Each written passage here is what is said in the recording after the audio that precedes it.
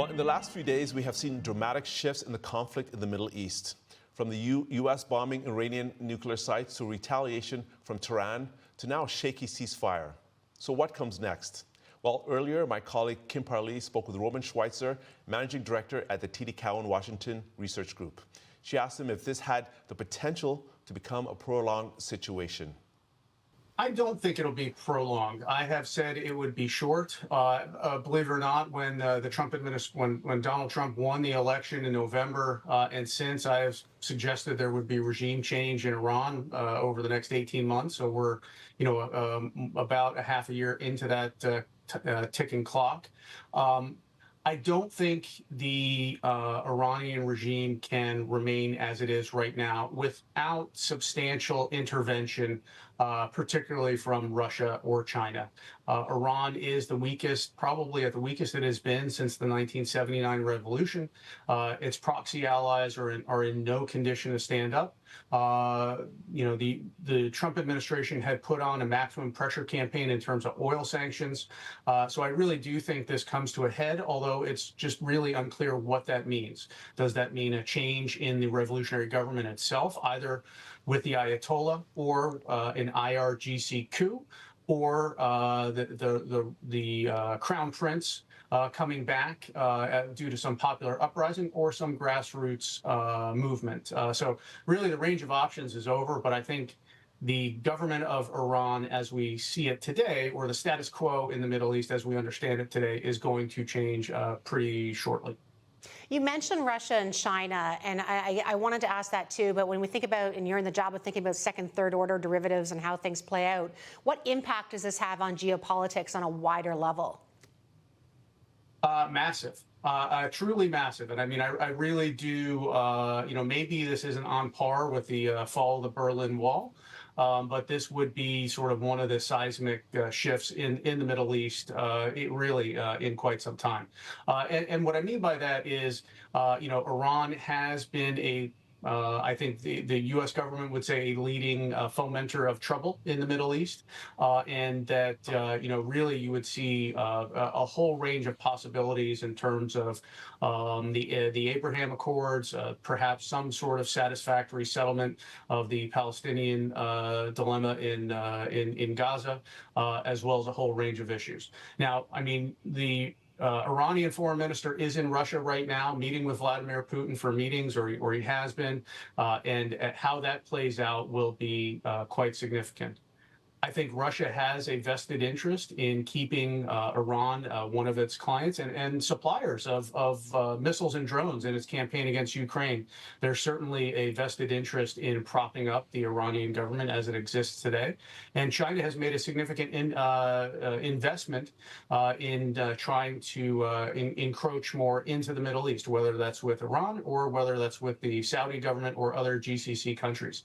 And really, this has the potential to, in some way, shape, or form, knock Russia and China out of the Middle East and allow the U.S. to divert its attention elsewhere, which, obviously generations of foreign policy officials have been talking about.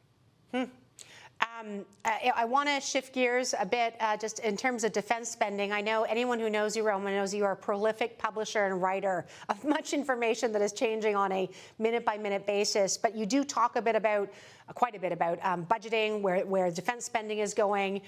And maybe just give me a sense, is this type of skirmish, that's probably not the right word, this problem, does that just simply reinforce the levels of defense spending that are already in place, or does this move to increase it over time? So, look, I mean, if you look at the numbers, just the pure empirical data, global defense spending in last year in 2024 was $2.7 trillion. I believe it was the 10th consecutive year of increases, a 9% increase year over year. Really, defense spending has gone up since the invasion of Crimea, and I think there is just a global sense of peril as nations and alliance structures have increased spending, which look, that's not great. But it is happening, and it's happening for a number of reasons, both in Europe as well as in Asia. I tend to be a little depressing, but I mean, the one thing I would say is optimistically, depending on how the situation goes in the mid to long term, you could actually see some of that regional spending in the Middle East or U.S. attention on the Middle East go down. But clearly, in the short to midterm, spending is going up as we see how this plays out. I know, just last question for you. Lots of things coming up. NATO summit is coming up. The levels of spending are shifting up. Maybe tell me what you're watching on that front. Sure. So, NATO has its summit this week, and the alliance is widely expected to go to a 5% of GDP target, up from the 2% of GDP target.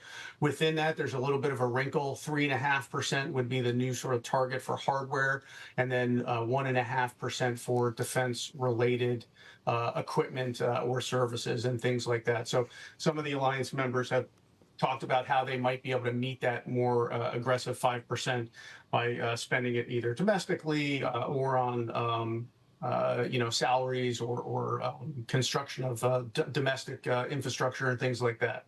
So, moving up to 5% is a significant jump. Like currently, the alliance spends about $507 billion all in ex-US, obviously not counting the US $900 billion, which is the grand chunk of global defense spending.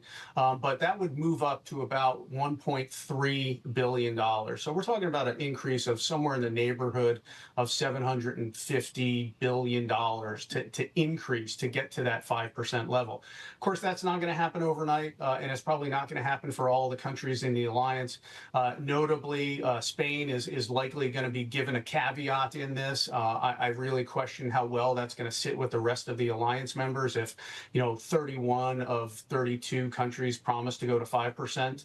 But also notably, the one thing I would say is it's not clear exactly how the U.S. is going to get 5%, so maybe the U.S. is going to get a little bit of a waiver as well.